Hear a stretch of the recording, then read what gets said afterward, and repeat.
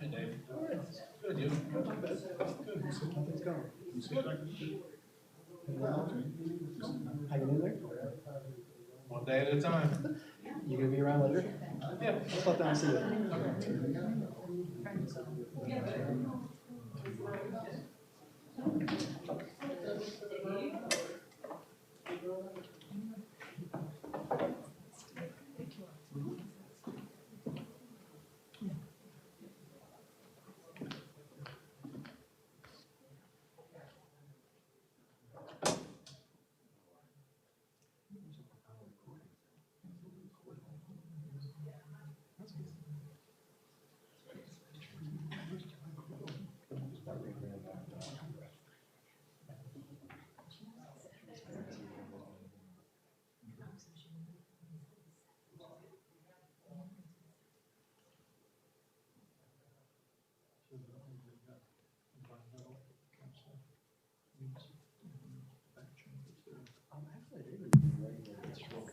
It just depends if recreation and budget council is also here, but they might also vice versa.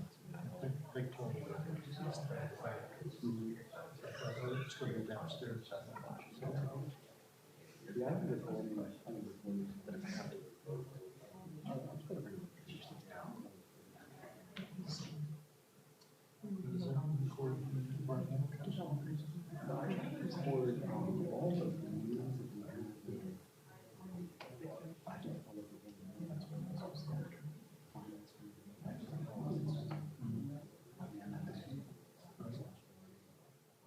I'm just looking for people. I guess it would be environmental council is for something that's going to either require public input or affect the public in some way. They would want to weigh in on it, and then maybe that should, that's that type of thing, definitely should be included. Yeah, it's insane. Everything will clean up to preserve it on the second before it.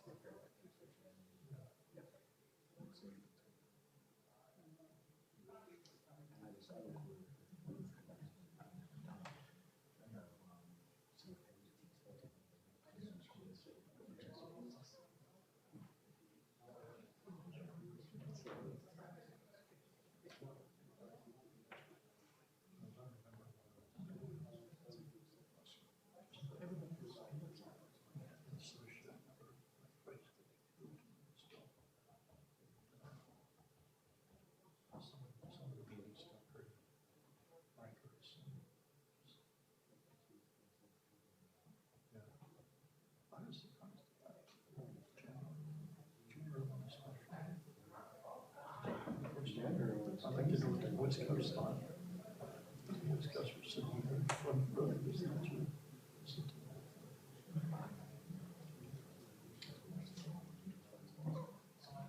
She does a good job.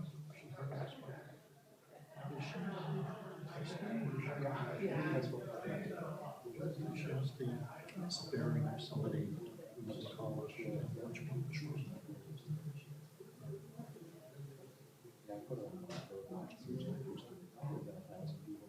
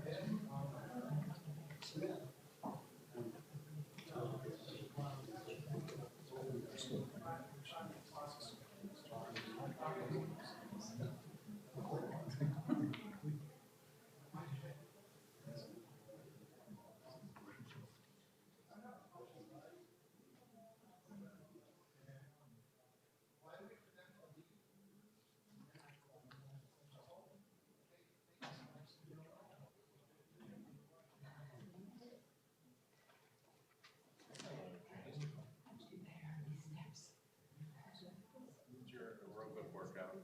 I need.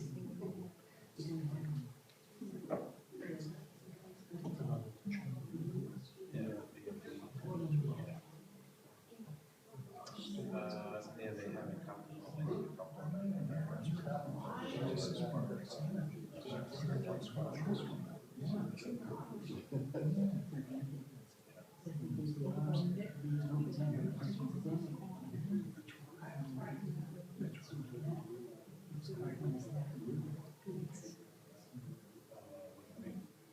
as a single family, Yeah. as a rental property. Yeah. If you were on vacation, take your family. You know, just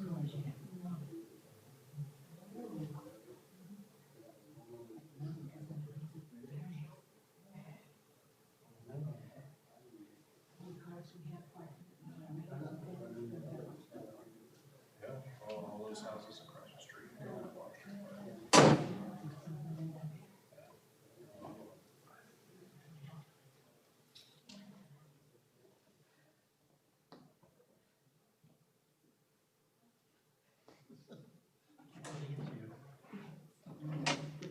Good to see you.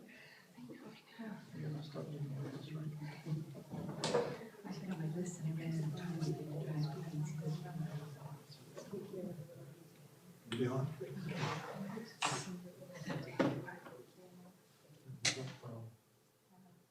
This was The cell number for her.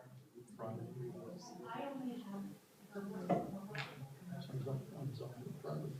So I was up on Friday.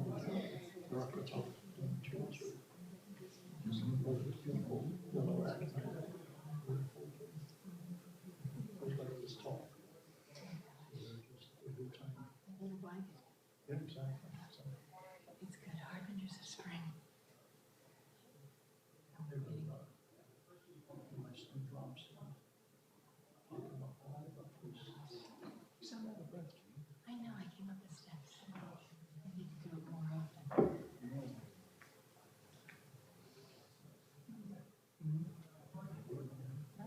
No, it had the gum densities. Yeah, yeah.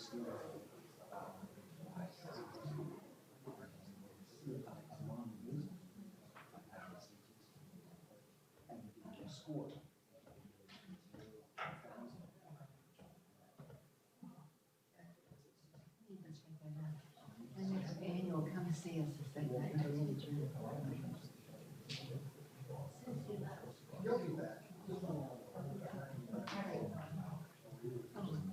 that's really hard. I mean, I do think that from my source. Did you read that? Now, is that limiting your fast when you start hours during the day? Exactly.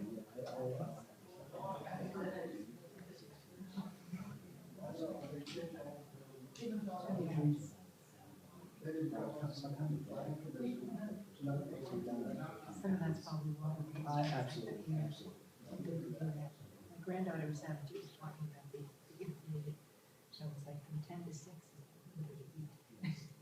In the morning, we had a problem. And the big thing.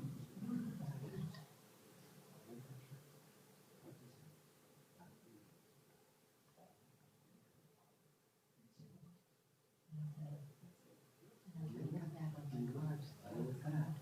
I don't know why. We do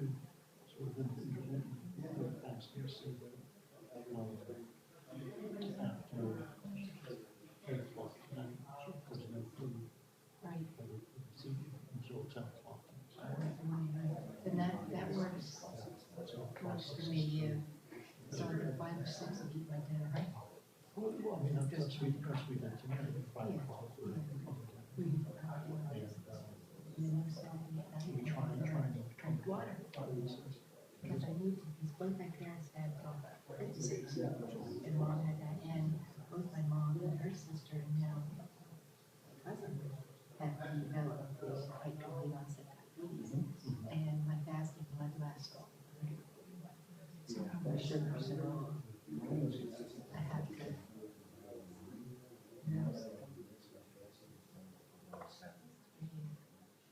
but the key is what your A1C is. Mine was 7. Yeah, yeah. Yeah. And because of the knees, and I had the adjustment.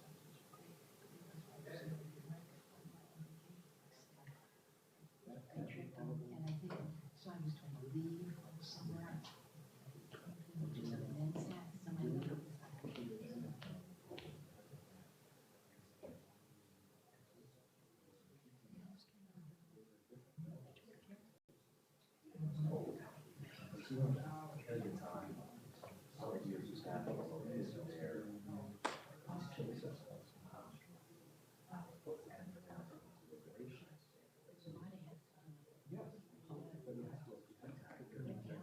Yeah.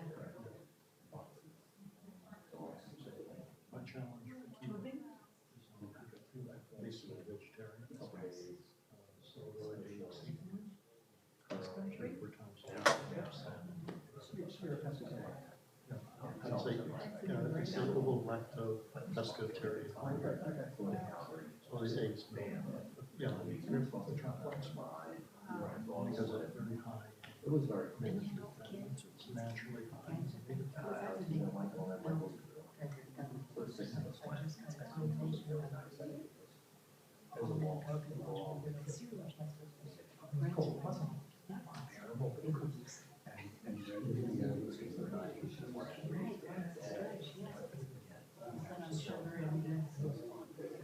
Keto recipe.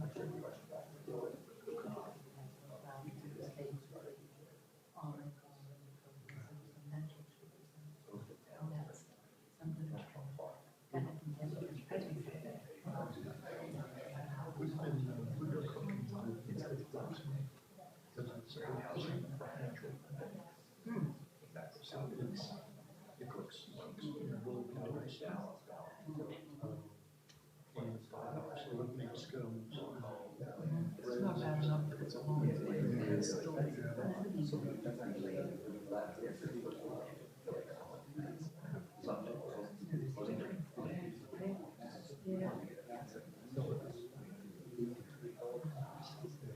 So like that, they shoot them to sugar. So do you see I still think it's good. Also, my friend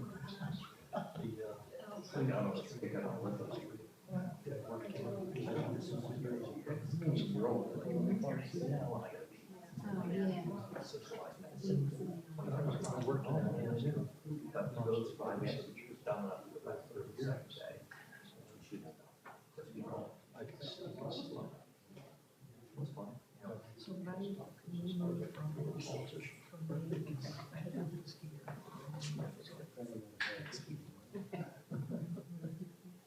it's more fun to be a statesman.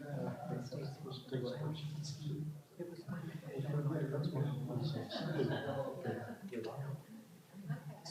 She was filling me in on the coronavirus.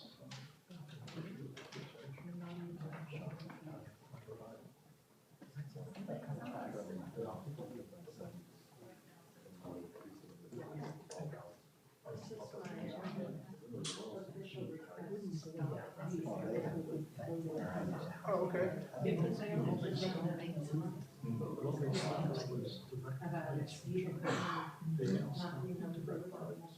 were saying. Yeah.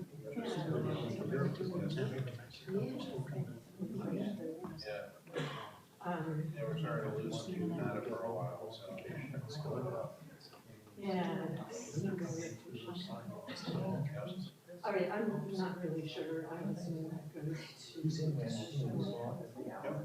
to. Yep, I will share it. Thank you.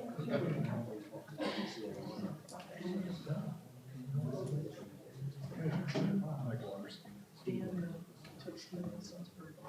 2 afternoons. Okay, we're gonna go up.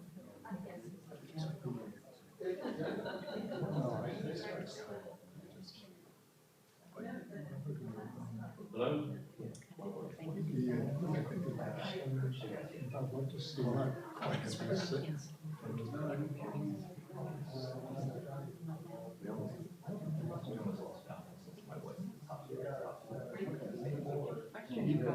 Verba, she wouldn't go to San Francisco. You can have 3 different renters.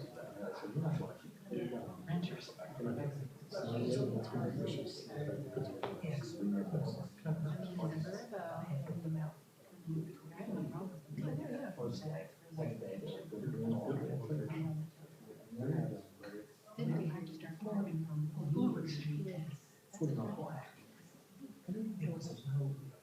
Residents, I can go up there right now, see. It was fun. On council some years ago, he got a plan. Because I'm start using it. I had issues with it.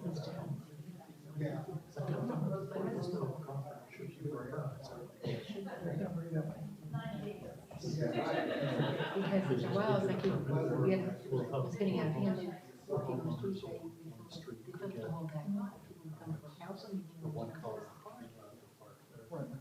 So there's 12 houses on the interstate. Did you look for it? I'm not saying that it couldn't. Yeah. I mean, because for all this one going on in terms of local government, we haven't had this room overflowing with people that couldn't park for a meeting. Because if we're not on council, In the front. a couple of times when people couldn't get in. Right,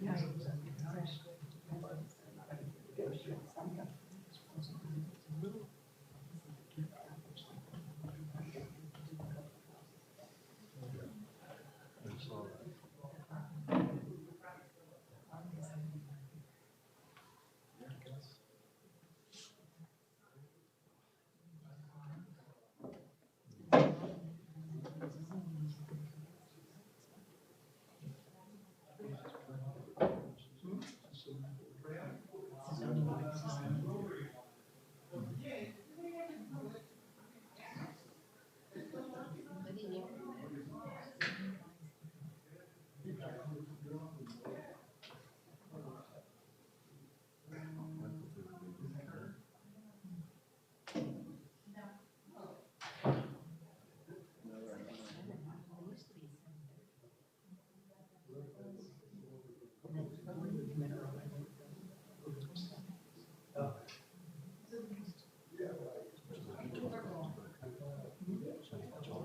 took off the record and everything else.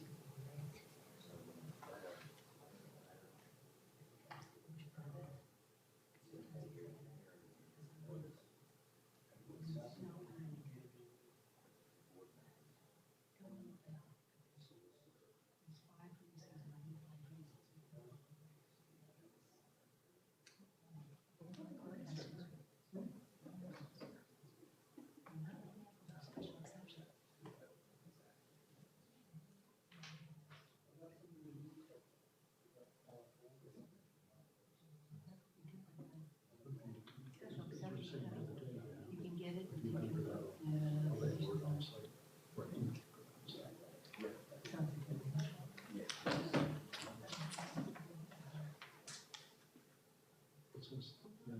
Since you have some.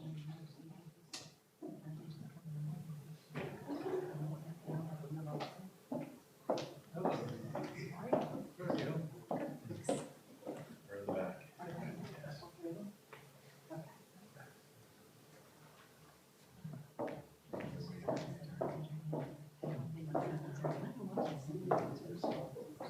Yeah. I guess maybe some people think about the council.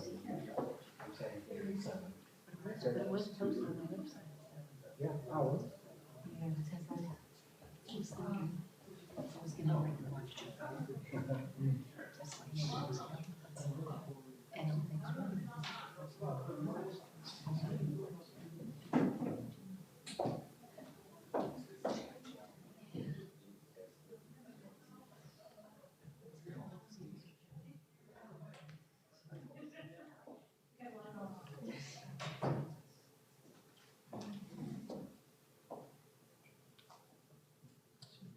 really. Get sent up for some pieces.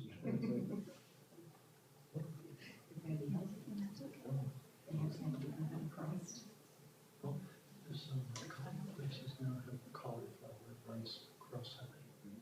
That sounds pretty good. I'm sure because it's the non-gluten, right, gluten-free.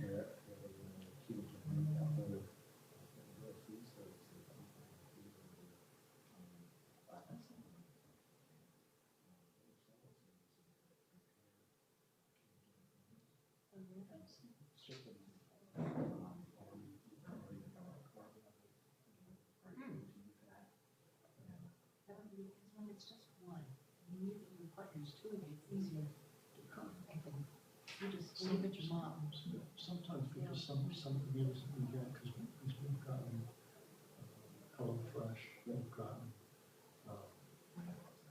it's like 3 of them that we tried. We love all of them. And some of them will give you individual portions. Okay. And others is, the portion large enough that you can split it in half and have part for dinner, part for lunch and on. We started buying our fish from the, I'll have to look up the name of the country, but we buy, water fish. And shrimp comes frozen, it's like frozen on dry ice. So it is like, it's cold, really cold. And, we get like scallops, cod, salmon, shrimp, and you can order different stuff. So it all comes frozen. And you just take out what you need. It's an individual, frozen packages. And the pieces are like a piece of cod that we have tonight, it's like this. That's a good size piece. 4 ounces. Yeah. So we're gonna fix it. All you, they are, they're very adamant of the fact that they're sustainably caught, indoor raised. Yeah.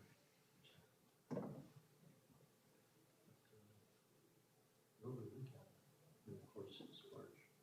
So there's about 2 upper black area. Just below Regal's, there's a refurbished restaurant. It's called The Narrows. Restaurant. I don't know what was there. But Jim had a Cubano sandwich, which is, he said, was just the best that he's ever had. And I had a piece of blackened salmon over top of split piece of bok choy, black rice, and some Japanese eggplant and Japanese mustard on it. Which is, it was amazing. It's just going nuts on food. So you say local places. Well, not, probably not. That's, salmon came from someplace in New Brunswick, Canada, or Nova Scotia called Jail Island. I don't know if it was, I think it was sustainably caught. It was just the best tasting salmon I've ever had. It was just perfect. The trouble is, it's an hour more. Well, that's true. Yeah. I was up that way, I don't remember, years ago. We bridge up to the center bridge in. Yes. We went up to Frenchtown, and we went to a dairy and creamery in New Jersey called Overland. Amazing cheeses. So you eat dairy, Yes. so you're not vegan. No. That was good. And Many of the vegan hard cheeses. cheeses. Well,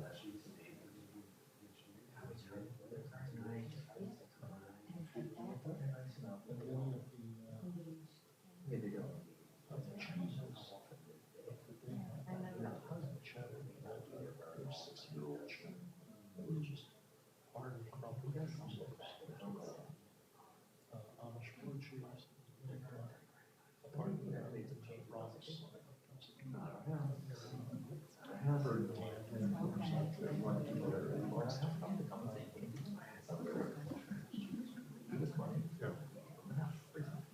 Dutch.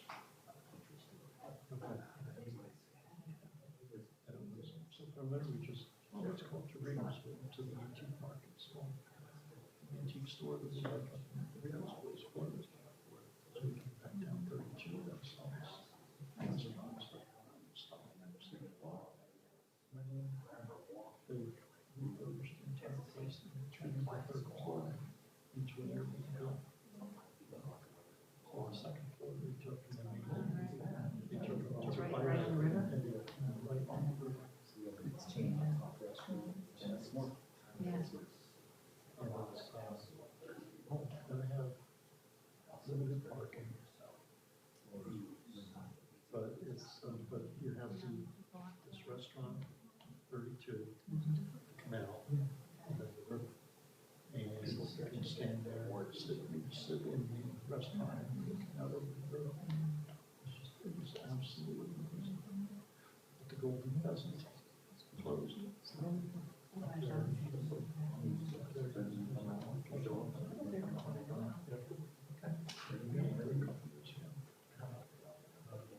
They closed because we didn't go on. See that? It's our fault.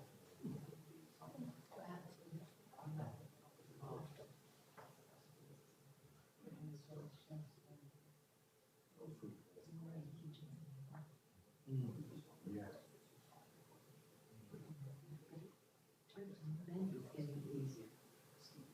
It is. It's kind of broken.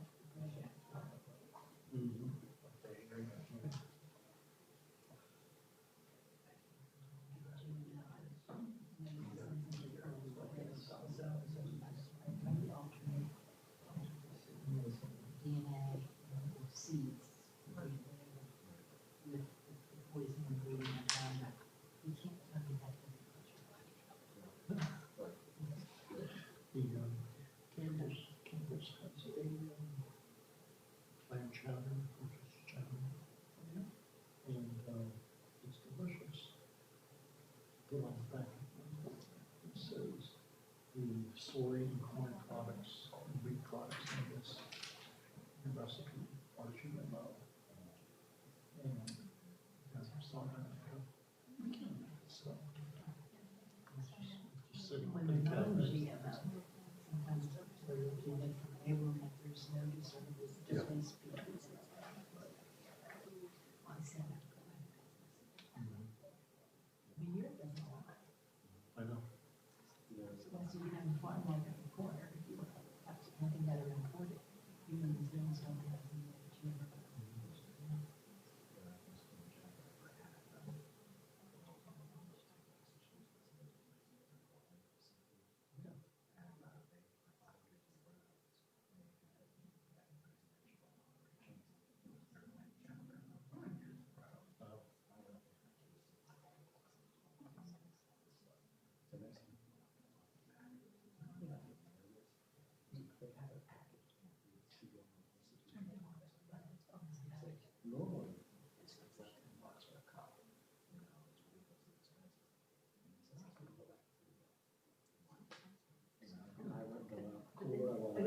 Put that in your cooler, right? There's a legal seafood down in Terminal B at Philly Airport. Yeah, Hogan's still there. You can order online. Years ago, on the wall.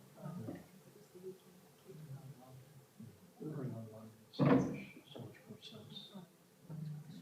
Years ago, I tried to bring Nutrisystem, and it was terribly expensive.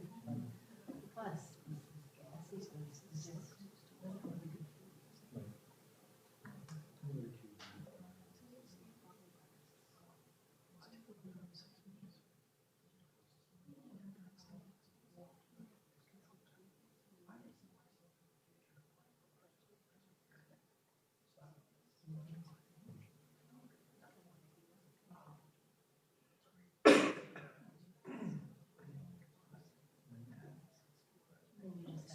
Watch your own nutritional plan.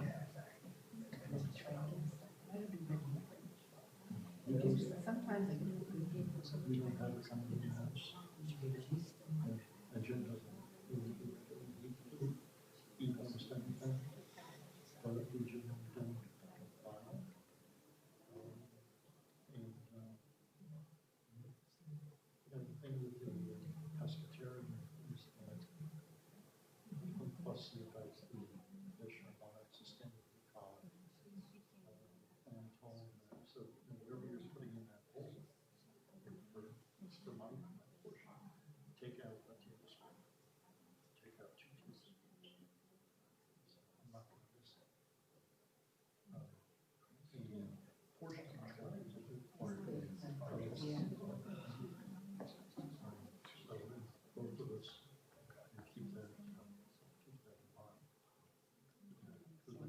cooking, it's like, make a dish sometimes. Black bean soup is absolutely.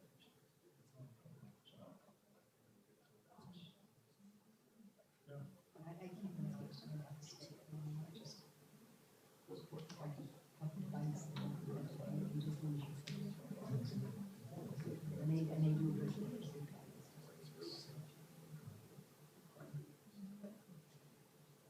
Sometimes I can put them on the grass bed and look at the place where it's from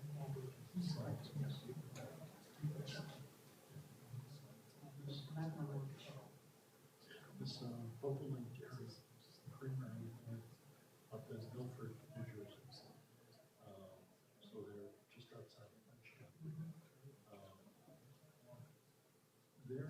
They come down to different farmers markets. So they're going to be at the West Midland Farmers Market this Saturday. So like they just take around and don't go, that's not, they don't go there every Saturday. No, they're there like twice a month. Okay, so they come up.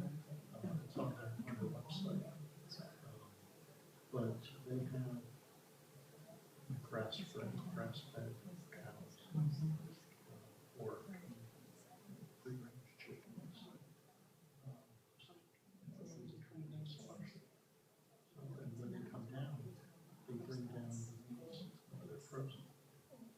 Okay, so it's going to the freezer. So it's going to be their freezer too.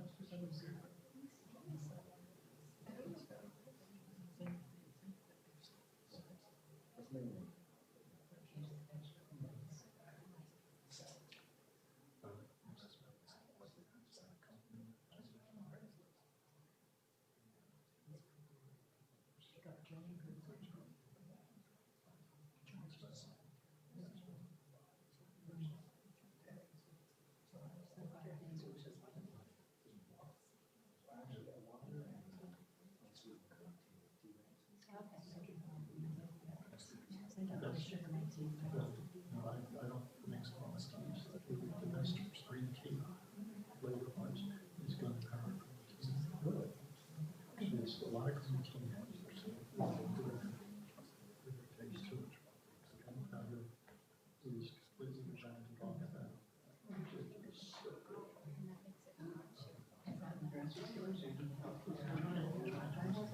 The brand is new.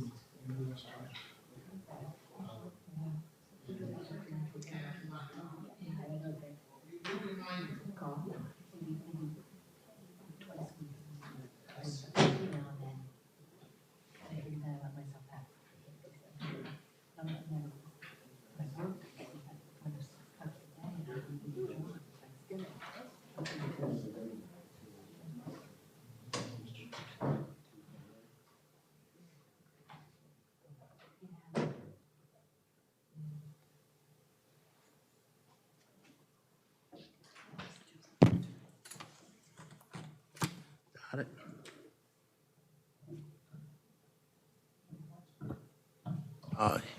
Good evening and welcome to the Zoning Board of Morrisville. I see we're right on time. All right, I'd like to call the meeting to order, and I'd like to have a roll call, please. Well, you know what, Ref, before we start that, we're going to do a little bit of housekeeping, which we must do. This is our first meeting of 2020. So we are going to appoint the board, appoint a chairperson, and appoint the solicitor for the Morrisville Borough Zoning Hearing Board. So with that, turn it over to you. Yes. Can I have a motion to elect the chairman?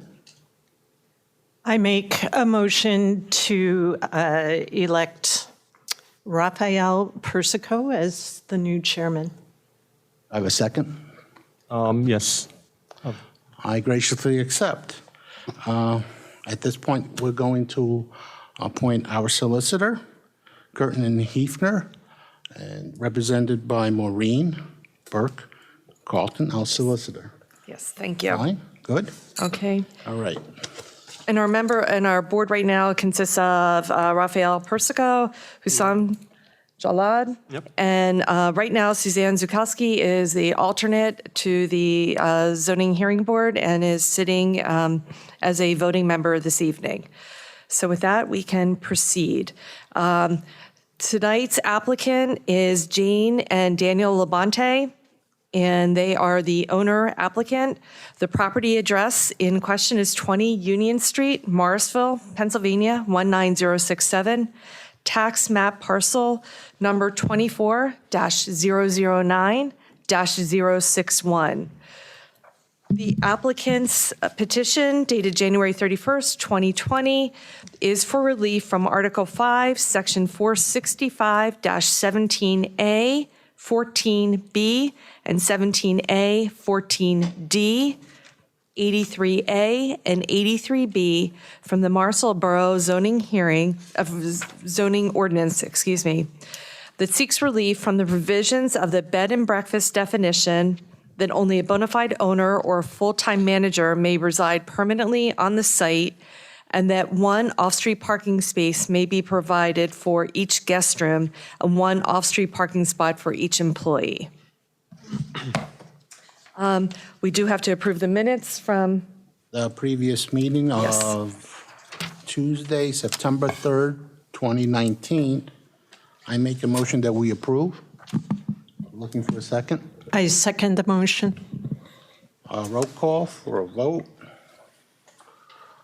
Let's see. Well, the members that are here, myself, Raphael Persico, I say yes. Susan Zukowski. Suzanne Zukowski, yes. Sorry. Yes, and Hassan Jalad? Jalad, yes. Yes, the minutes are approved. okay.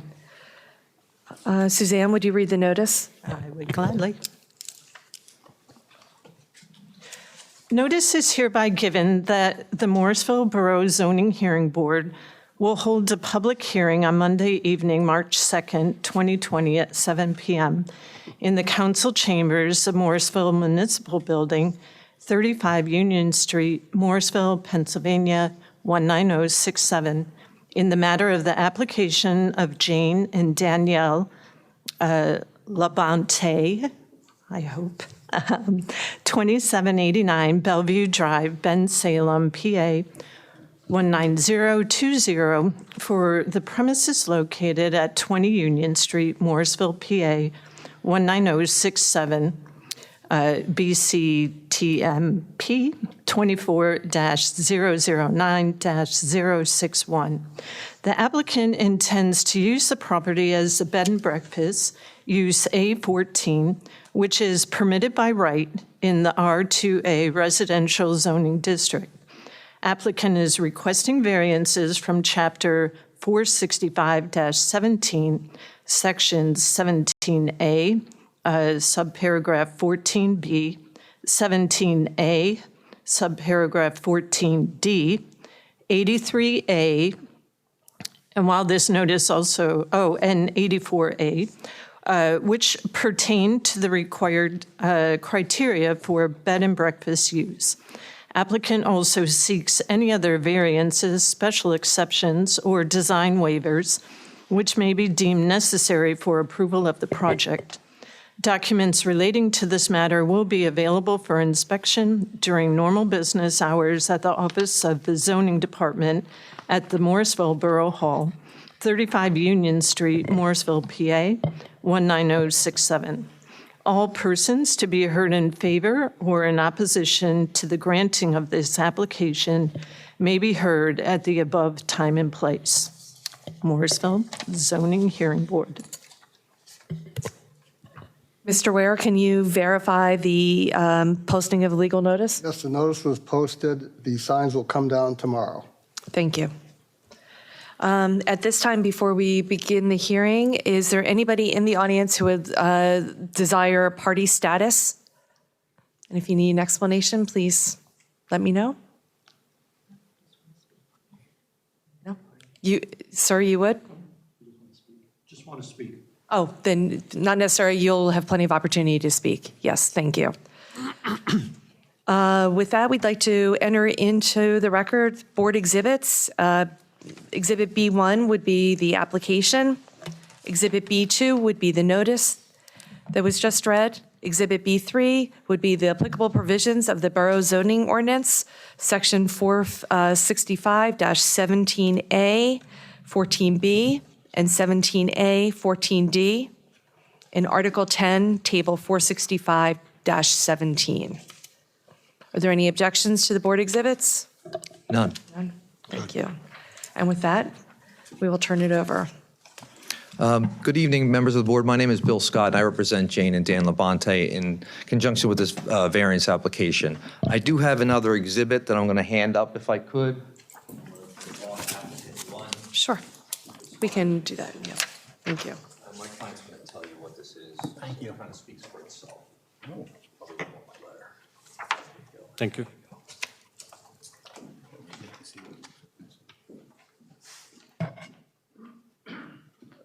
As the solicitor explained, this is a request for two variances, although I think we can dispense of one. My clients are looking to continue to operate a bed and breakfast under the applicable section of the Borough Code. A14 bed and breakfasts are allowed. They're an allowed use under the code. So what I'm going to do is have Jane Labonte testify as to the background, use of the property, et cetera. What we're looking for specifically from the board is a variance from the requirement that there be a parking space on site, off street for each room. The house has 5 rooms. There are 4 parking spaces. And the other request we're looking for relief is that a on-site manager or owner reside at the property. The testimony will be that the Labontes reside about 10 miles away. Check everybody in, check everybody out, but I'm going to have Jane tell you about that rather than myself. Okay. Go ahead, Jane, introduce yourself to the board. Hi, I'm Jane. Excuse me. We'll swear in the witness first, please. I'm sorry. Thank you.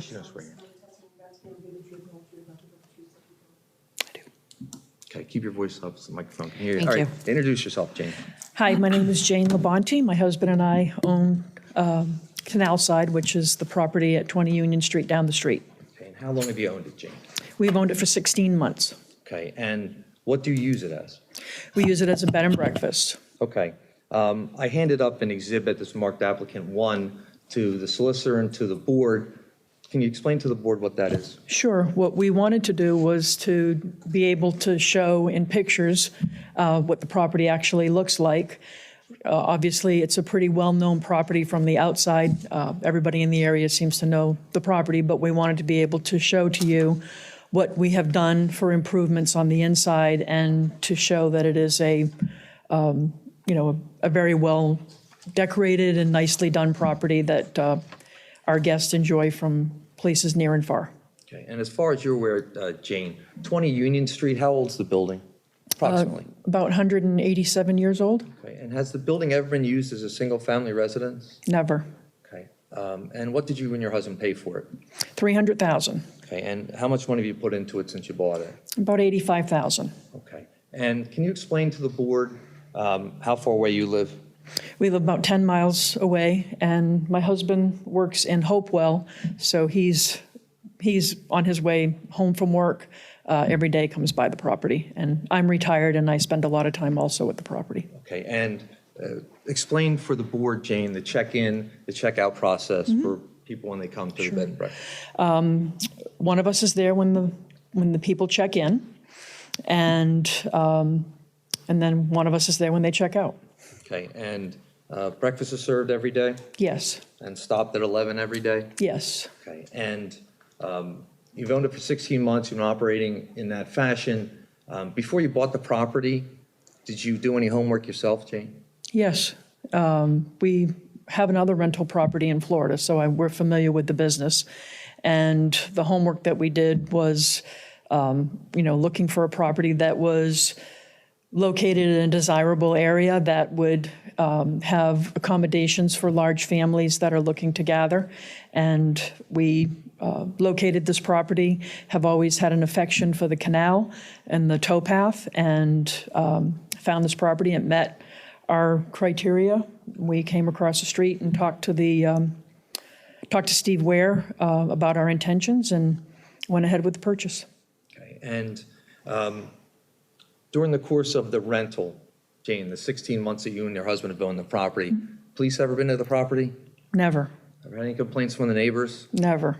Okay. And approximately how many nights or how many days a year is the property rented? Well, we've only had it one full year, and it was about 110 nights during that year. And Jane, you and I have gone through A14, the bed and breakfast special exception ordinance, correct? Yes, And everything applies to the building and the way that you operate it, other than the parking issue yes, and the fact that you and your husband or a manager do not live at the property, correct? correct. All right. And what time are you there in the morning, Jane? Check-in is at 10. If they let us, I'm in communication with the people that are coming. If they say they're not going to be there until 12, then I go at 12. Okay. And how about checkout? Checkout is typically at, actually, check-in is at 4. Check-out is at 10 in the morning.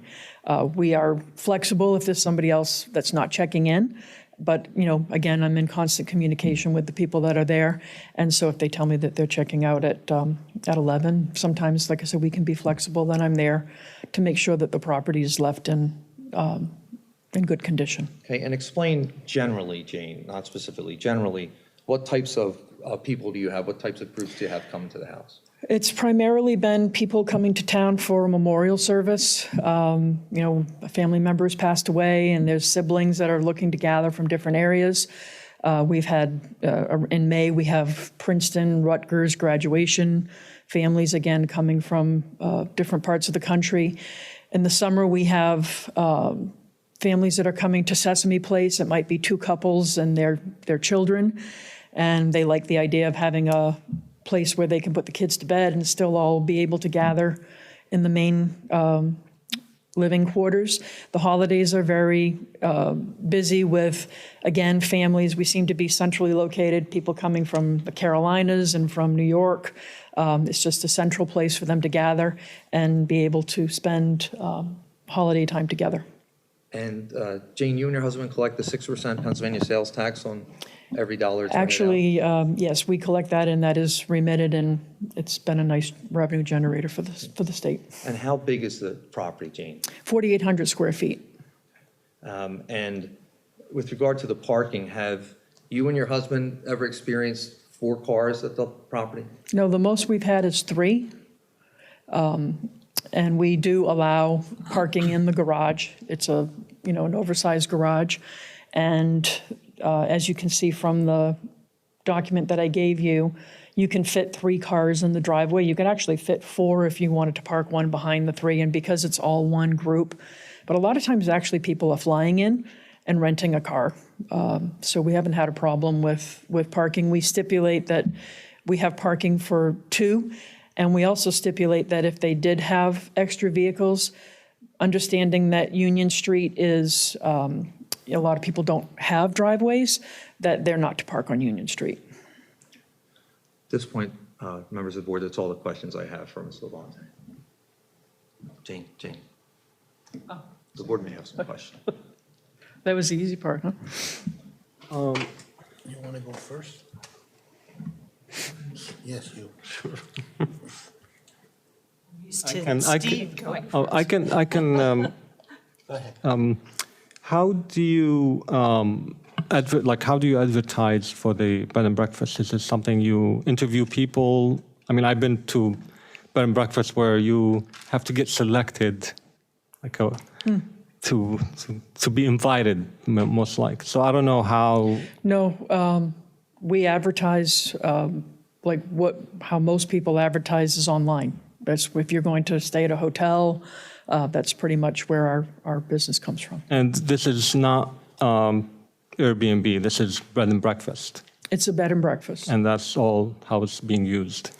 Did you say Airbnb? Mm-hmm. Yeah, no, we don't do Airbnb. Okay. I did have a list of comments earlier here. Let's see. And then are you preparing the breakfast? It's a continental breakfast. So they have to Yes. do it themselves? Well, no, we bring it over. Well, I mean, we don't put the cereal in the bowl, but, we have the food there for them to use, yes. Have you considered hiring like a manager, or I know it says may, but would that? I'm retired, it's my job. People don't want somebody in the house with them. It's typically like I said, an extended family. So this is only a family all at once, or a group of the same Yes. people coming, All the checking same- in and yes. checking out? It's not like No, it's different not. individuals? No. Okay.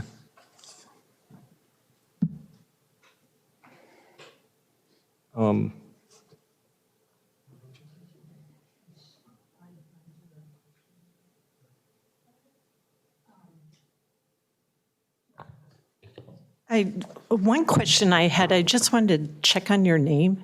Is it Canal or is it Canla? Canal side. So really it's C-A-N-A-L? It's a Did I typo. spell it wrong? It's a typo. Yeah, If she did, it was unintentional. Yes, yeah, I just Well, we wanted read a everything. clarification on names. it's Canal side, sorry. That's okay. Do you anticipate any signage No, of no sort? What about additional exterior lighting? Like driving past it this evening, there's really no exterior lights? there's a light on the, because it's a stone building, we actually have a light on the garage, and we have a light on the porch.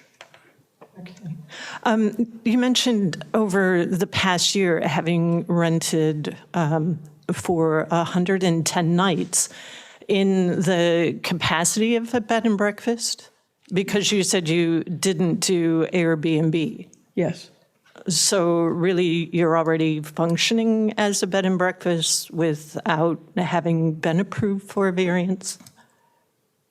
yes. Okay. Really, part of being granted a variance is demonstrating hardship. Could you explain to the board more how you feel this is a hardship? As far as the part about having the parking, As far as the entire application? I mean, really, to be granted a variance, you're supposed to demonstrate a hardship. okay. This is a single-family house that can't be used as a single. Yeah, okay, so. it's a si- I'll clarify that. It just is, a B&B is permitted in this district. The only request is for a relief from parking. They are required to have 5 parking spaces. They only have 4 dedicated parking spots Yes, currently. And then secondarily is that a manager or the owner is to reside in the B&B or in the house, and that is what they're seeking relief from. They're not seeking relief from operating a bread and breakfast because they are permitted to do so. It's just these two Conditions. aspects of operation of the B&B that they are seeking relief from. Had you considered living on the property at all, or it just always was your intention to have a long-distance bed and breakfast? Yeah, it always was our intention, yes. What prevents guests from using the kitchen for other cooking purposes when you're not there?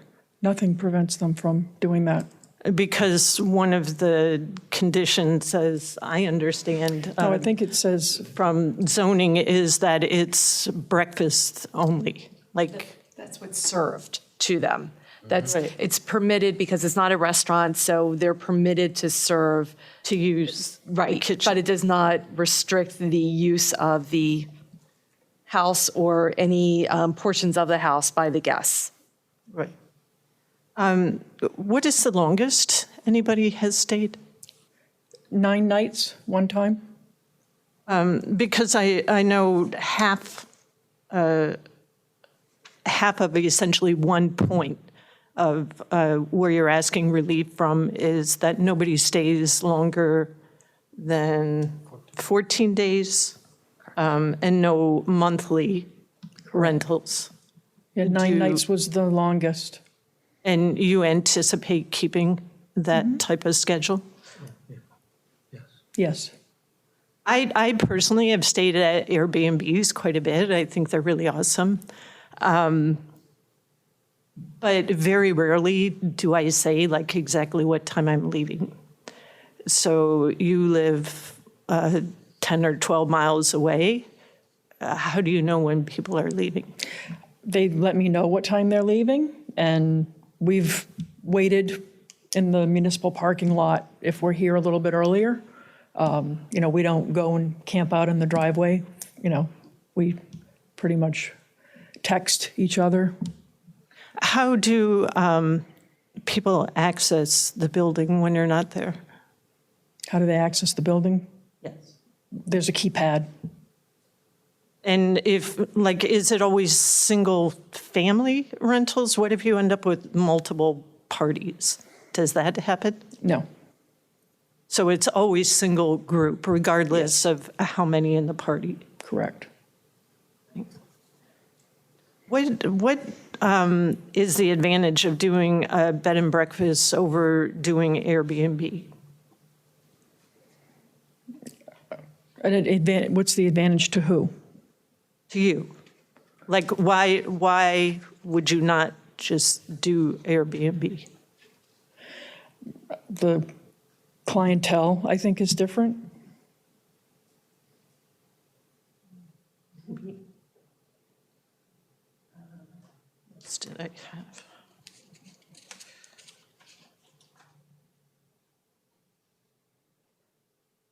The existing garage right now is open and available for parking? Yes. Have you ever had issues with tenants parking in front of Burns Pharmacy, like occupying their client space out front? No, I've met the people from Burns Pharmacy. They've actually come in and toured the home, and I've never had anybody say that there's been a problem. I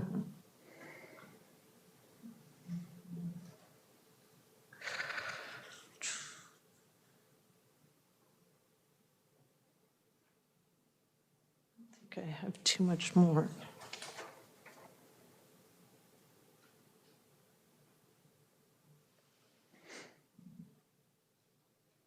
Is there a requirement for additional lighting when it becomes a public? Well, it's still not public. And that when they get their UNO, all those issues would be covered based on the code. Right.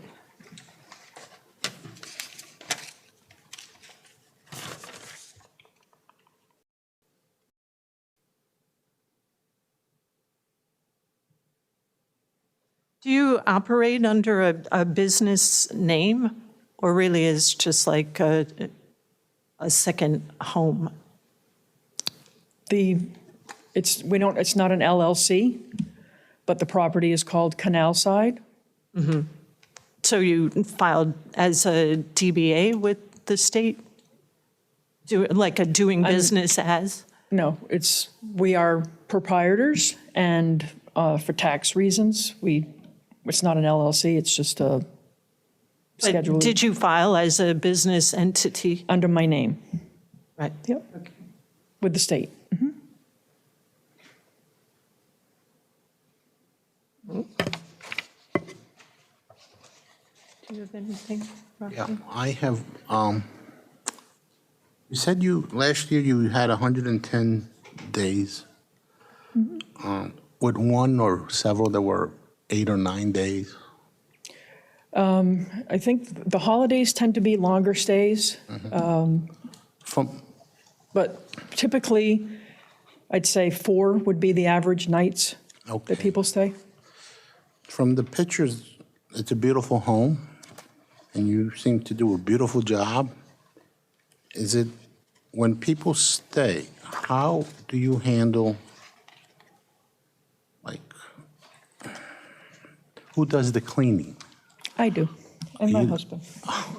No, because when somebody stays 8 days in the hotel, you get new sheets every day. No, it actually, we have a washer and a dryer there.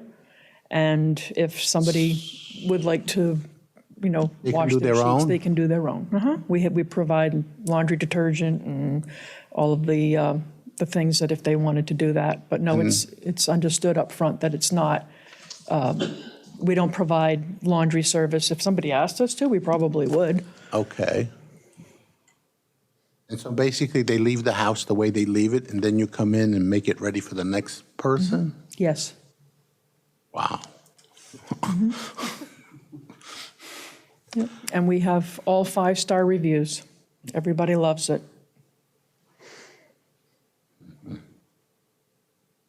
Okay. I'm good. Thank you. You're welcome. Go ahead. Just going back to my early questions, have you operated or have you done Airbnb in this property? No. And you just didn't like the way that worked, or? I think I did put it on there at the beginning. I never got any interest. Got I it. think that it's just too much of a big Pool. property.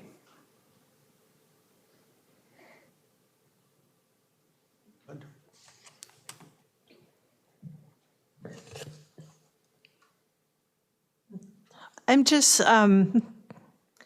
we actually were given copies of these tonight. Even when you look at criteria to get a variance, it's like all of these conditions must exist. And point 3 is that the hardship has not been created by the applicant, but it truly is a personal choice to not live there yourself when the requirements for a bed and breakfast say that the bona fide owner or manager should reside on the property. There's not anything really preventing you from doing that, except by choice.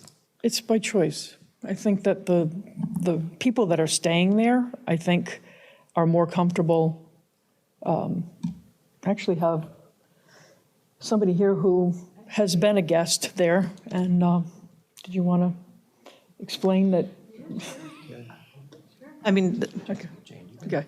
No, I mean, it really is almost uncomfortable to have somebody there. Because of the layout of Yeah. the home, or Yes. just, It's the layout of the home. There's a living room and a family room and a kitchen, and people don't want somebody hanging underfoot with them.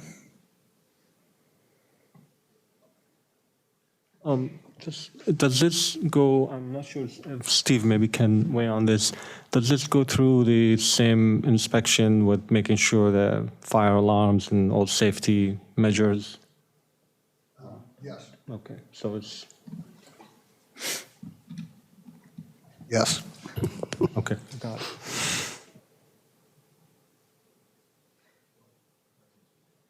no, given that they've been functioning as an Airbnb, does that require? They have not us- been functioning as an Airbnb. If they were functioning But as an she said Air, they've been functioning as Airbnb. no, as a bed and breakfast. Oh, yeah, If they sorry. were functioning as an Airbnb, they would have to get a short-term lodging license, which also requires a variance from zoning hearing board. But bed and breakfast, does that require a specific certificate of occupancy? Well, it's based on the structure and the use, the building type. And our commercial inspector will inspect it and look for all the things you're talking about. That's part of the process for UNO. But it is still a house. It's not like a business per se.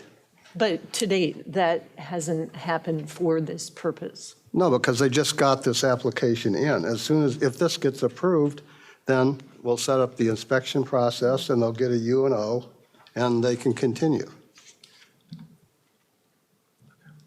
But they are not doing Airbnb.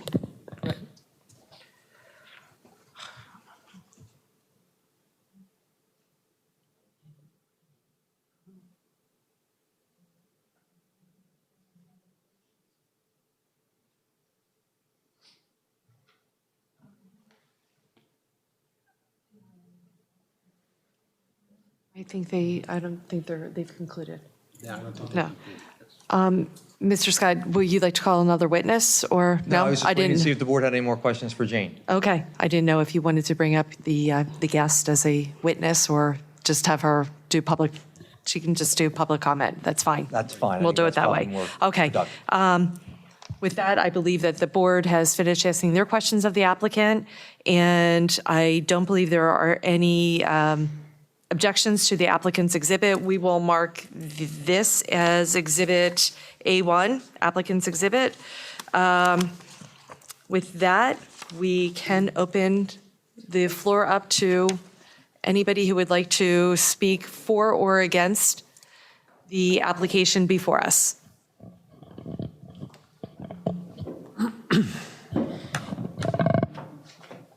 Sir, if you would just state your name, your address for the record. Sure. My name is Stephen Fowler. I live at 444 Hillside Avenue in Morrisville. Personally, I think the bed and breakfast is a great idea, and it's great to have them there. My only concern is access to the canal. Currently, people coming off the canal from walking south on the canal to come onto Union Street, they're walking across a grassy piece of property, which is not clear if that's owned by the borough or if that is owned by, the bed and breakfast. Someone at some point put down some grass seed or sod last year, and that's gotten beaten down. I'd like to suggest that whether it is the borough's property, and access is required or is needed by police to get down the canal. They do use that. DCNR may also use that since it is part of the, part of the park. Whether if it's owned by the borough, I'd like to suggest that the borough put either a stairway in there or some gravel to indicate that that is, accessible from the canal up to Union Street, so the people are not necessarily going onto the driveway of the bed and breakfast. I just think it would be, a little bit easier. Maureen? Can I respond to that? Absolutely. Okay, Thank you. you have a couple issues here. One is the canal right-of-way, which is the, is the canal. The other is the right-of-way for Union Street, which is a municipal right-of-way. And where they're cutting across is probably cutting across both those pieces, that little triangular area. Right, currently, the police will go down that way. DCNR goes down, cuts across there to go access the canal.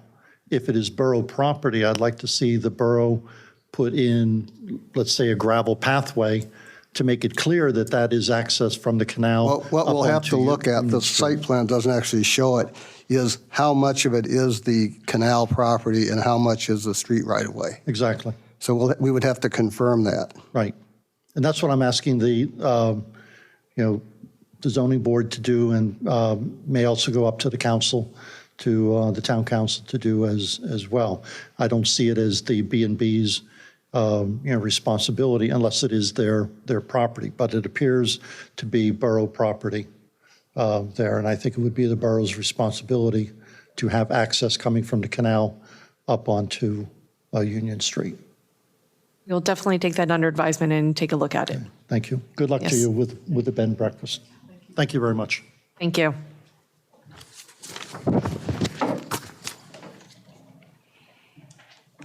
Jane Berger, 90 West Maple Avenue, Morrisville, Pennsylvania. First of all, when I first heard about a bed and breakfast, particularly that historic building, I was very pleased. I think it's an excellent use for that building. I do have some questions, though. I did hear that breakfast would be served until 11, but I didn't hear how early it would start in the morning. I think it's a key thing in terms of people who are coming and staying. Some are very early risers. And I also heard that it was a continental breakfast, which can be as limiting as only cold cereal or something or coffee. Or I've stayed in some bed and breakfasts, and sometimes they have a breakfast meat or scrambled eggs or something. So for staying there, I would like a little more definition of just what is being offered by the continental breakfast as well as the time it would start. As far as the manager or the owner having to live on site, I don't see that as quite an issue, having stayed at other places, as long as you can be there in time to start the early breakfast and do the things you have to do. And if there would be a problem during the day, I would expect there would be a phone number or a contact where the proprietors could be reached very quickly and deal with anything that might arise. My biggest concern is regarding the parking. If you're going to have somewhere on-street parking for the owners when they come, additional guest parking, but they're not supposed to be on Union Street, I'm not sure how that would able to be controlled. They're there, would they be on Washington Street? I know the municipal back lot is there, but I would have a concern for that being used for parking for a for-profit business. We do know some residents go there at night, but they're not making any money from using that parking lot for their business. So I would have a concern with the parking. And the other thing I was thinking to address was the hardship of having to have that additional off-street parking for the guests. From what I've heard from 110, nights, it seems as has been described. But if there's families coming, they may be one car for a family, but using 2 rooms. So I'm not sure how you would address that.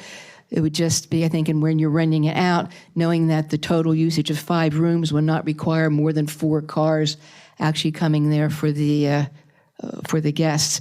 So I really have a concern about doing extensive variances to put more street parking in that area, which is already congested. And other than that, I do think overall it is a great thing, and I hope there could be some resolution. Thank you. Thank you. Hi, David Ney, 187 Center Street. I just wanted to talk on Dan and Jane's behalf. They are responsible business owners. I've known them for much of the time that they were there. They've participated in our annual canal cleanup. They've also, as I was a council member and on the Business Outreach Committee, hosted one of our Business Outreach Committee meetings at Canalside back in September. If you're impressed with the outside of the building, you'll be more impressed with the inside. It is absolutely meticulous, very, very well run. To one point that was brought up regarding hardship, as a former business owner, I'm trying to put myself in their shoes. If the type of clientele that they have, if they had to have someone living on site there, if I were renting, I would feel that would be a little intrusive, frankly. The way that the business is set up and the way it's being used. That's just my own 2 cents. They have done an absolutely outstanding job. And the other bonus to the clientele that they're bringing into our community is they have to eat. So they're bringing in business to our restaurants, La Villa, Cafe Antonio. This is a win-win for the borough as well. So I just wanted to give my thumbs up. I hope you'll find a favorable resolution for these good people. Thank you. Thank you.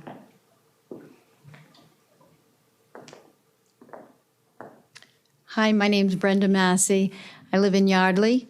I have family in Rhode Island and Washington, D.C. and Delaware. And when we get together for a family function, half of us are here, there, and everywhere. This has been fantastic for my family. We gathered in January. We were all able to stay between the B&B and my house, which is in Yardley, as I mentioned, and we had a wonderful time. So I can understand where people are enjoying coming here, enjoying the amenities that we have here in Bucks County. It was great. It would have been intrusive to have someone other than family in the house with us, but we certainly did enjoy being there together and, being able to come and go. It was great. Thank you. Thank you.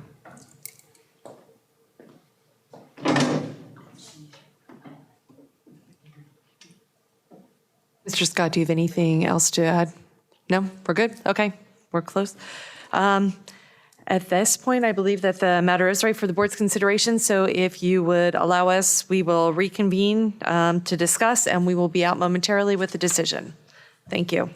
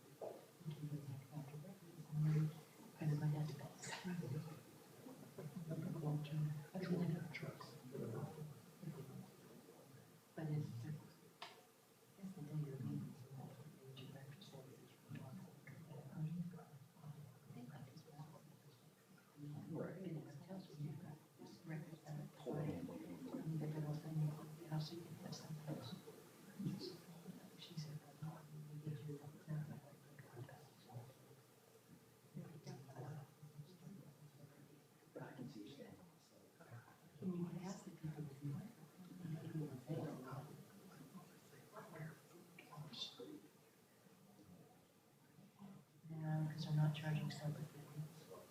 Part of the bed and breakfast. As soon as breakfast is going to be prepared.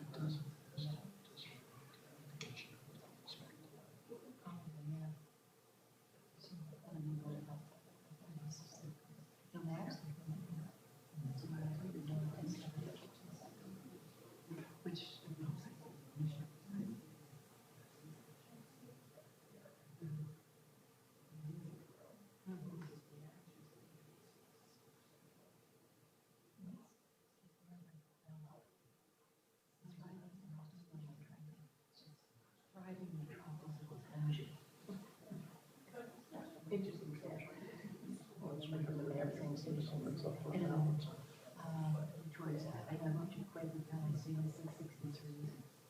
instead of getting on the turnpike.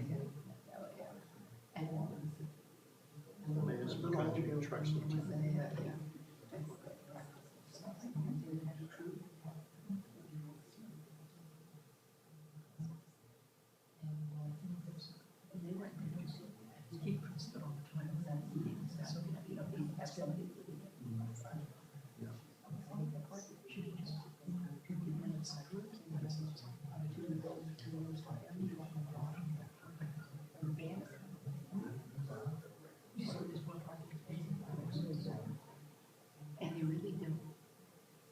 You don't need the hardship. Same with kids. financial hardship, because financial hardship is not reasonable. That's what we're looking for. Right.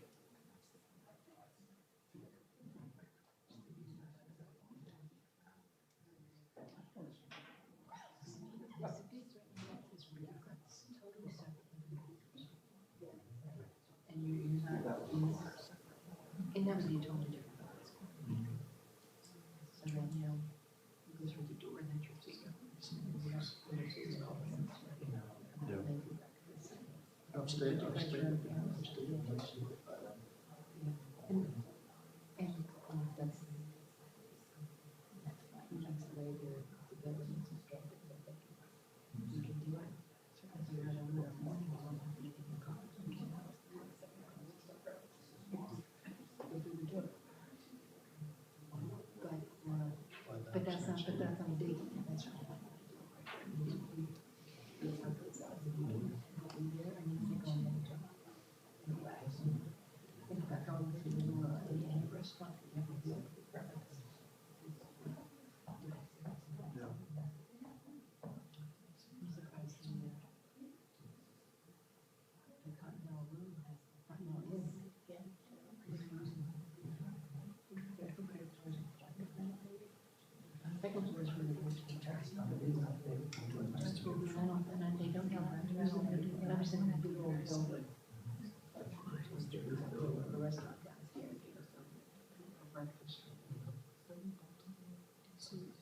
Shady, that's where they decided to go together on the road and under the kitchen was there, and you really couldn't, you still move the whole kitchen around so you didn't have to go to the floor.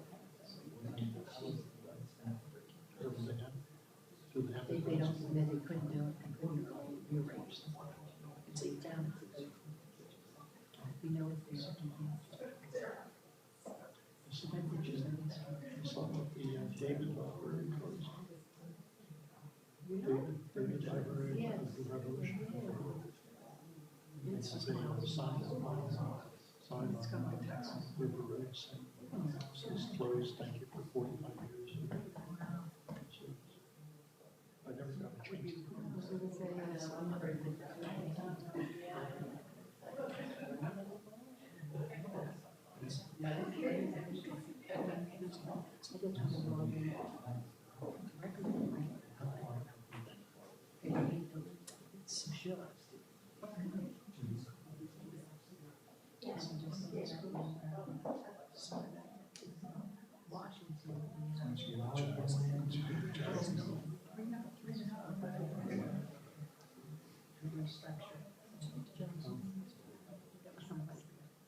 I couldn't get tickets to get in and run. choice.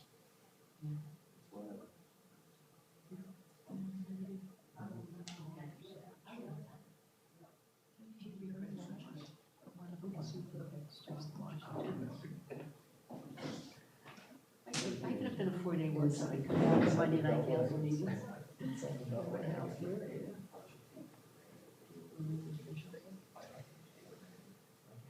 I think by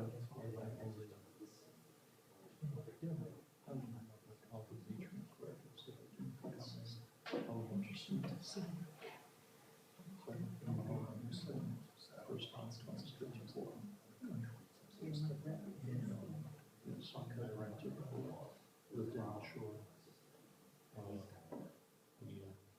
My last place was $1,000 a month for 2 bedrooms. Living room, dining, kitchen, 2 bedrooms. A lot. That's not too bad at all. House, 2 servants. It's something in that issue. I think it was like one of your winter. Yeah. This hurricane. Well, on the second floor, I was well above. You were well above, so Well you were above good. that class. I just think of these millennials that, you know, they don't want to own, but I mean, it's a lot of them. I hope it's mobile. But I wonder at what age they just decided.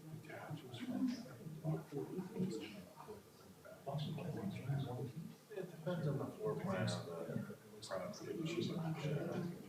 Whatever's in condos, but you know, you can, you know, just do it yourself.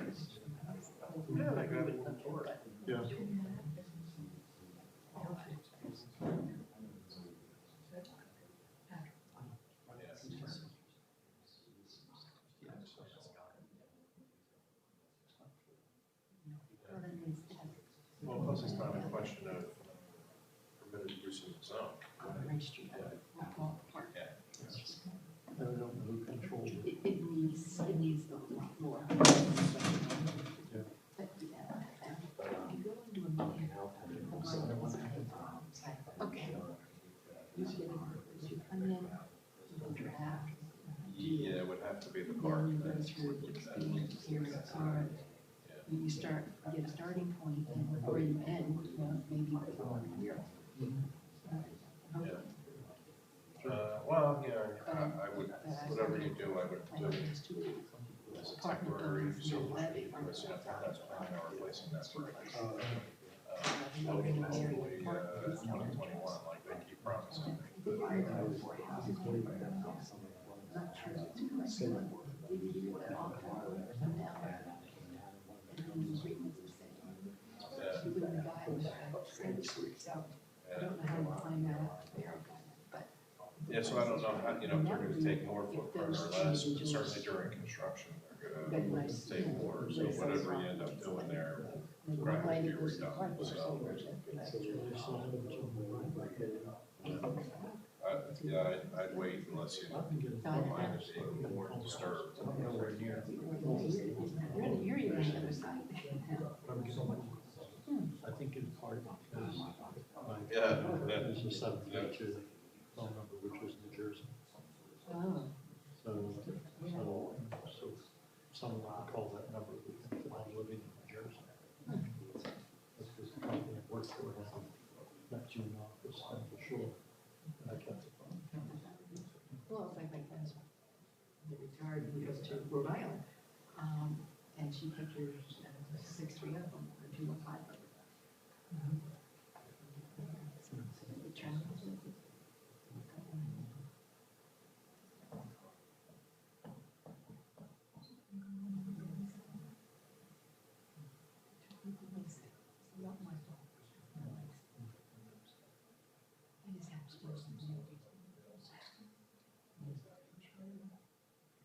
So they want to move it? You can't measure it. There's not enough space to do it, it needs to be done. You keep increasing the regulation. These days you have to test for the equipment is old. You figure what it would cost even if they tried to. When you go to pass the organization.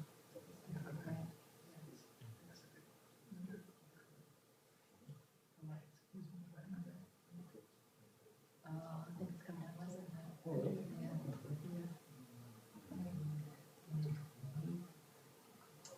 It depends on the size, depends on how many apartments are there. If you build it, obviously if it's a small, it's like what we need, you're not gonna build something subsidized. Somebody else.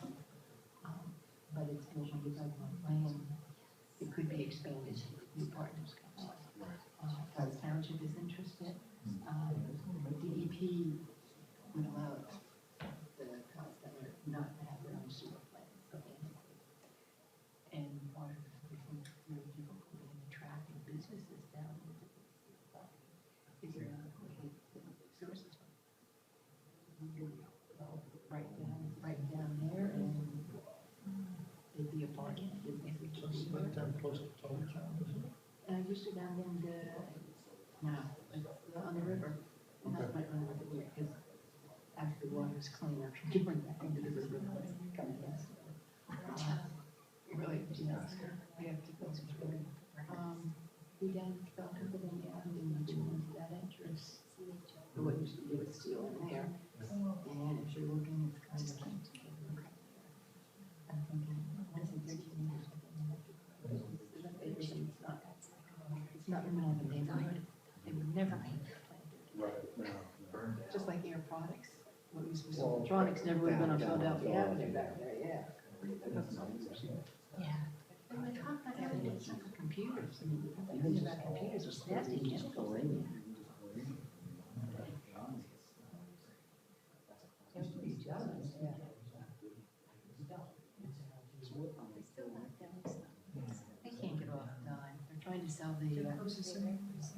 pipe, the collection system. See, the sewer you collect, it's water you distribute.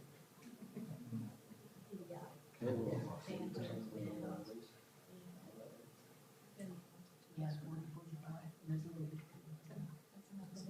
Finally figuring out that they would be overcharged, not by us. And we don't get all of it.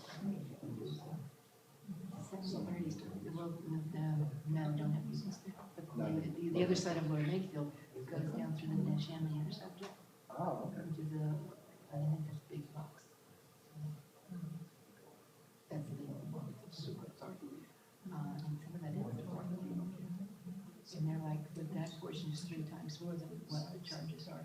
But it's all, it would be all Lower Lakefield. They separated operations something from the actual, what you call them, the sewer charge, so the sewer rates are low. I think that we can pay this, we pay a quarter, some of these people are paying a month.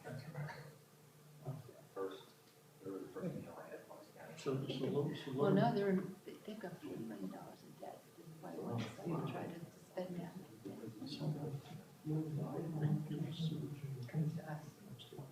Portion. And they had friends to complain about the complaints flying over them, going to the trash. Where the South Africans come over Morrisville. No, they didn't change it. We've always had some go, because we may be able to bring them up, like in the town, yeah. Well, there was one guy in North Pennsylvania, I don't know if that's what was. But they've always been through the years, depending where they're coming from, they come up the river.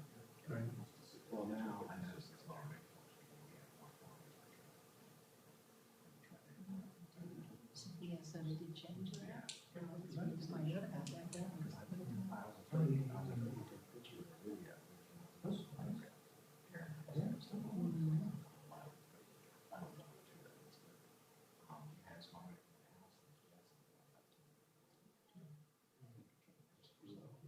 Some small jobs, somebody flying right over our house. Yeah. We didn't have that. Yeah. That's what Brendan's our friend. It's just fine. Well, just, find out about that, yes. I'd like to take a vacation. I think it was a really beginning to talk about. No, it's next time. Keep saying it's not. Okay.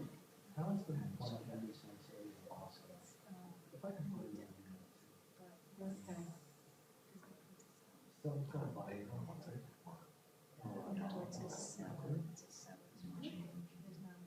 are some of those stores on?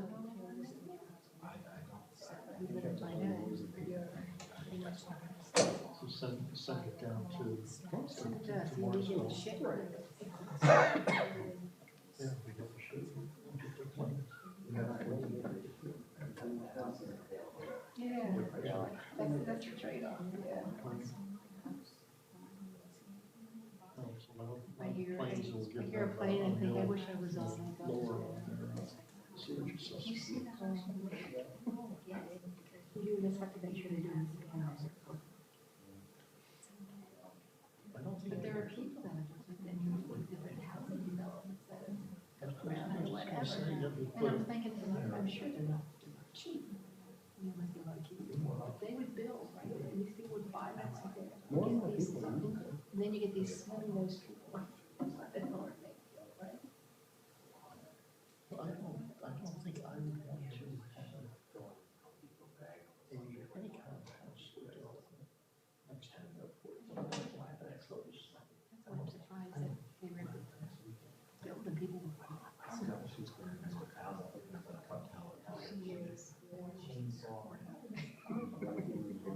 I can see spaces of people in that screen.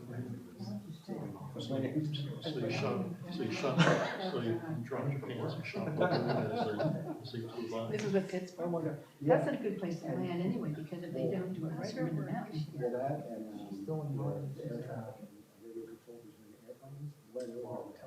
So that's where they moved to.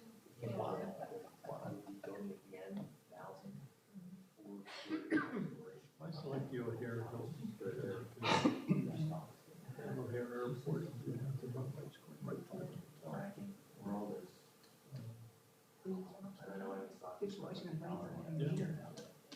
You can always tell 1 o'clock in the morning.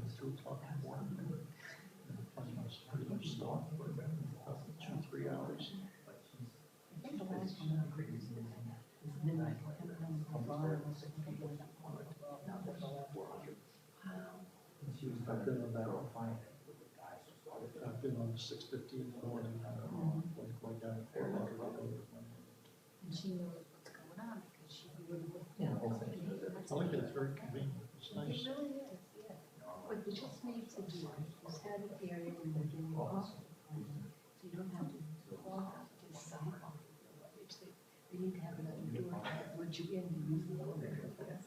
Yeah, something more like this. No, they won't ever let her go. She's. Yeah, it's a trailer, whatever it is. You know, because when you're down in the first level throughout the planes, the gangplank. Coming home one day, it's, and that was icy. Just everybody else got out of it. Because you've got, you know, your hand language there. You just sit down, Just slide down. just slide down. That's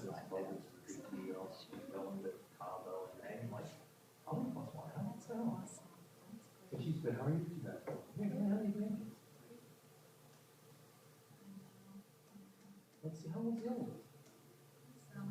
So Dave and I were talking about putting lights on the red road. You know, when you're down, when you drive across on the causeway, they have lights underneath the bridge. It'd be nice to have a little light underneath the Solar, of course. solar stuff. Okay. Similar to, you know, they have one like the Ben Franklin with those lights that go across Ben Franklin. It doesn't have to be up above, it can be underneath. But, you know, if you need to do that, like. So you don't hit your head in the mirror. But the other thing is to maybe have a couple of little globe street lights. Yeah. Street lights, you know, just a couple at the end of the, yeah, the end of the bridge. Because when you come down off the pond, it's completely dark. It's dark and you're going down. I just think it would be nice, it would be a nice walkway. Even if you're not supposed to be in the canal at night. So you're still walking home from the street to the house. Why can't we have one? Technically not, just over. Right.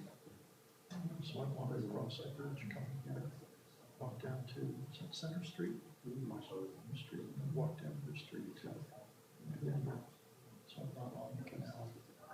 Like a dark.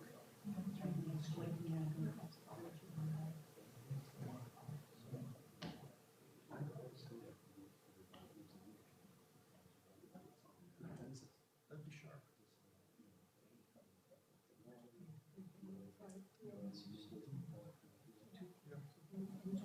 The lights are in, did you charge them? That's right.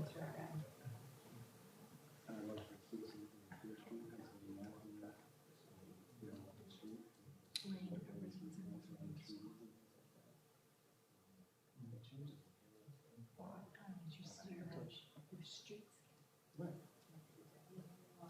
And I couldn't find them, so I have to limit it. There's really not a lot to say because she was up and Nancy has to find her actually did their issues. No, but you just need to know what can, when, what has procedure, so you know that. But, so we're not gonna do it as a fire company, she has to check that out. Other than that, it's all over the wall. I want to stop right. Yeah. Because I'm not sure what it is, if I can do one. I guess if the meter breaks now, then you can, at the park, where it wasn't back to the alternate sites. Yeah.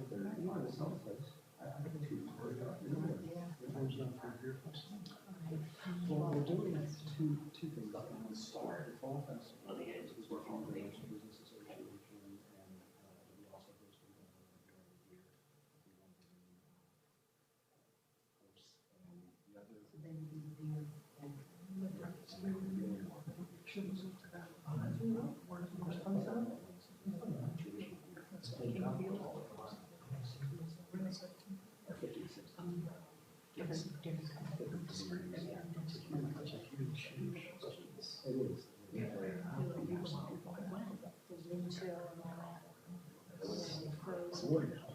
Checking your tips for Australia.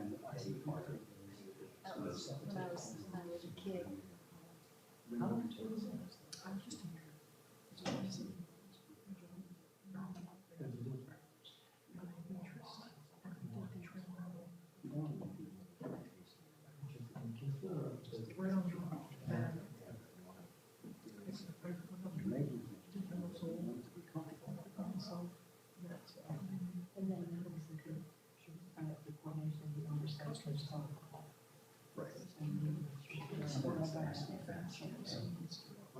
And Point Pleasant Beach, they used to run what was called the Great Tube Race, which went to the Manasquan River, through the Manasquan Canal into the head park and Bay. And so then they started, because that became a safety issue, they would be riding the tides all the way through the canal, which was like a When you get to Jacksonville, like a shot. So then we changed it to a beachfront. But the fire companies would all have kegs, and you go to the first one, you get a mug, and then you go to each of the fire companies, and you have a fill your mug on. You have people on the street driving. So I had my bicycle, I had my water bottle, holder on my bicycle. So I just went from, I had my mug in my bag and went to the fire company, give me my beer, I poured it into my water bottle, and I bicycled to the next fire company. Well, that was good, you were burning it off. Sort of. Yeah, but, Like you're driving in the influence of home, you're getting on your bicycle. no, and New Jersey is operating. So they had to put a halt to.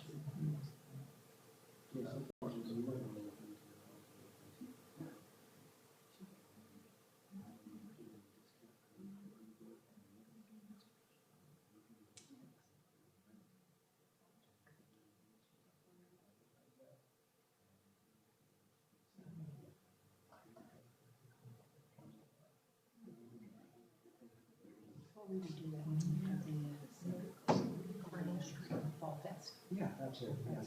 Well, the chances are you're probably in a couple of businesses willing to donate that particular service. Might be, if it's a couple $1,000, that might be a lot.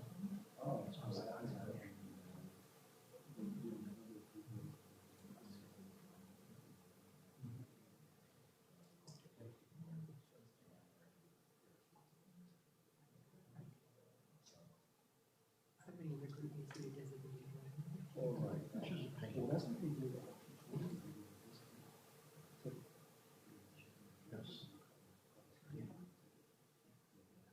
Okay, and you must be a certain kind of band that shows that. Exactly. No, you got the band, you can't have it. How about a root beer? Birch beer. Birch beer, yeah. Sarsaparilla. I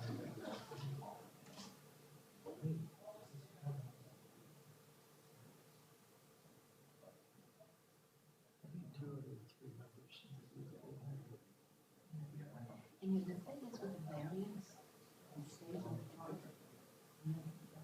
So when you're granting a variance, no matter how nice the particular property, you have to understand, it's with the property, so the next owner.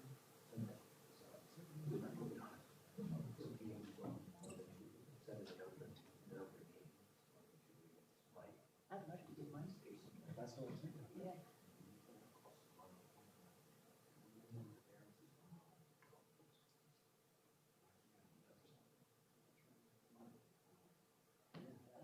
That is our one, I think.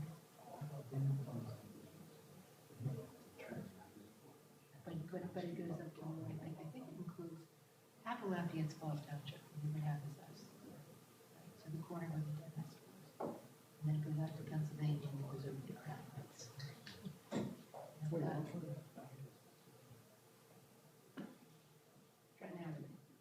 Lafayette, Falls Township, Morrisville. We own half the street, it's Falls Township. When you go up, there's a Burgess Manor, you come out of the Pennsylvania up to around Morrisville or something. Because back in the 90s, we did a redistricting here. And we found out that when they had, back in the 50s, Grandview Estates originally, that they chopped off, it has to be contiguous, so you have, there's an exception, it's not connected all over, it's not connected. The falls, actually, it's part of the falls, but somehow there's a break in it near CVS. So that was an aha moment 30 years later. It'd be nice if they were able to do tax-free for a certain number of years. They weren't, false thought they had it, or maybe people thought they had it. They always were part of the false, but somehow when they were doing something, they screwed up something. But yeah, it'd be nice, yeah. Oh, we're not part of false times. Yeah, we're not part of Morris. We're not part of DC. Somebody would have to research where we are. As long as the claim goes out from the back tax.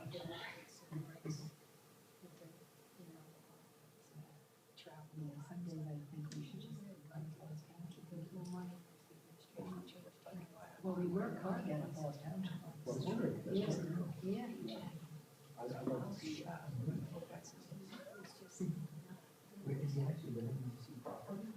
Hey, Max. How does Lola make deals and have the same zip code? So you're We were 19067, and they were farms. Yeah, basically. Yeah. And there were 2 years in 1966 to 68 when it was 19068, was Yardy Borough, so that's how this all developed. So we had Morrisville 19067, it was Yardy that 19068, and I'm not sure if that included the little baby growing in the lower Mayfield, but after 2 years, for some reason they got rid of it, and it's all 19067. So I said, yes, well, make a take one, you know, we're having one on this. Well, maybe Morrisville was 19067, but just to that, it changes it. But we wouldn't have any problems. No, we have problems. We wouldn't have the other finance. Because when we saw these income tax, the tax, the schools come in, and all these people with a Morrisville mailing address who don't have kids in the school, maybe somebody do. We push that as part of the next slide. So, somebody was the first one, Jack got a grant for, first year back when they were anyway. That's when Julia Schneider first started to work in school. She worked 6 weeks and she went through every street, and all the streets that were attributed to us. And what they did was, when you file your state income tax, they figured that gross income of that area and do your state aid school board. She's done school board. No, well, she worked for them until she got appointed. She now elected. Yeah. That's good. State has healthcare too. So they overstated the income for $40 million, which meant we should have, before we should have gotten a lot more state aid than we did. So I thought, no, there's something screwing these and stuff up years ago that we should be solved it. And they even get more state aid. But these bureaucrats are bad. They could care less. I mean, computerization is too easy to figure it out. And then a bunch of, these are the street bills, that's what they're saying. These are where your tax return comes in.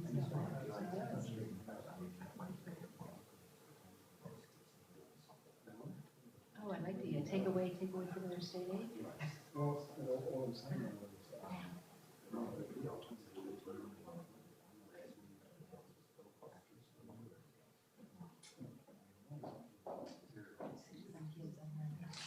It's a shame you couldn't operate like a private school. Could you imagine that small class sizes? Either the charter school. Except your school, you would think the charter school is just. Now,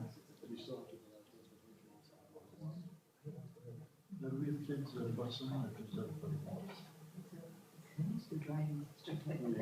It is a walking district, you don't bus. You bus people to the tech school and this bus that one for alternatives. Even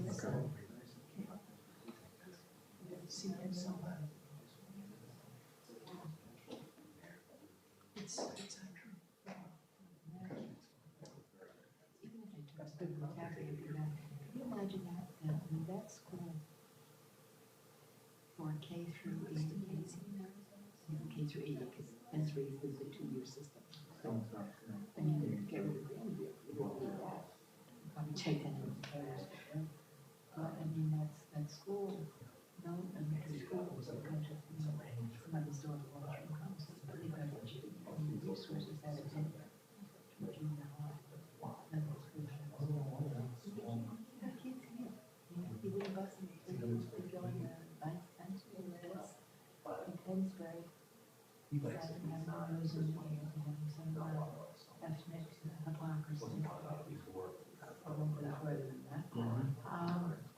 Are afraid that, well, conspirators will get much more kids. And you're getting the kids now. You know, they start probably getting kids.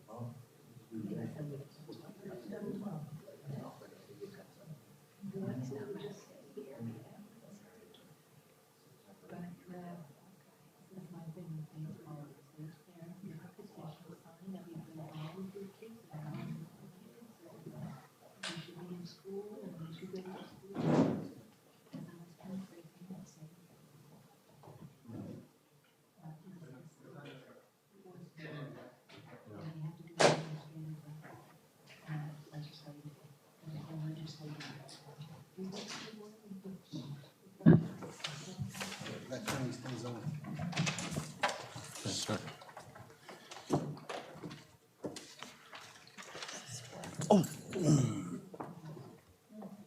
Yeah.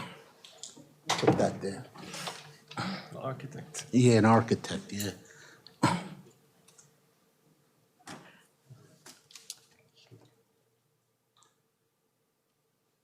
The Morrisville Zoning Hearing Board is reconvening. The petition of the applicant, Jane Labonte and Daniel Labonte, proprietors of Canal Side Bed and Breakfast, is approved as to the variances requested, specifically from Article 5, Section 17A, 14B, and 17A, 14D of the Morrisville Zoning Ordinance, which allows 4 off-street parking spaces where the ordinance otherwise requires 5, and to waive a requirement of having an owner or full-time manager reside permanently or full-time on-site, subject to the following conditions. We would just request that you instruct your guests not to park on Union Street so as to maintain the integrity of the residential neighborhood of which you are a part, and to follow the code in the parking in the municipal parking lot. The project shall be carried out and the use shall be conducted in a manner consistent with the applicant's application, testimony, evidence, and representation of the applicant and its representatives at this hearing. The receipt of all permits and approvals from any agencies having jurisdiction over the same to the extent applicable. Applicant shall pay all borough expenses related to this application to the extent not already paid. And the applicant shall comply with the rules, regulations, and ordinances of the borough, the Commonwealth of Pennsylvania, the United States government, and particularly with the Borough Zoning Ordinance and Subdivision and Land Development Ordinance, if applicable, unless otherwise waived. Does the applicant accept these conditions? Yes. Yes, thank you. We'll now poll the board.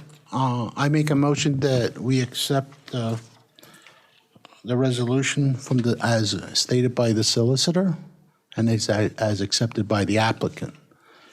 At this time, I make a motion. Do I have a second? I second the motion. Thank you. We'll have a roll call now.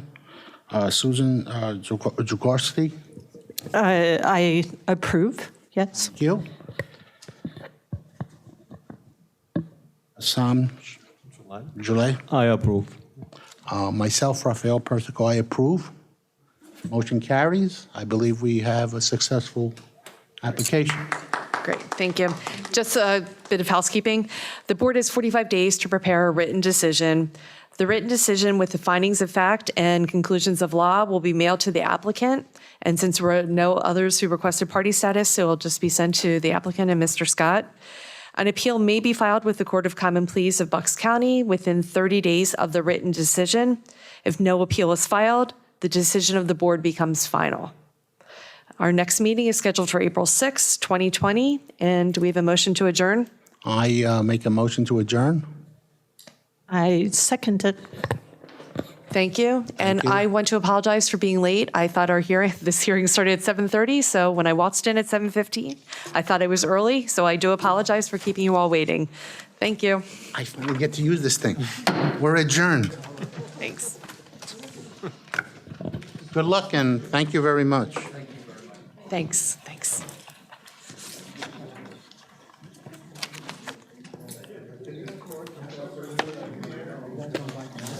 Thank you.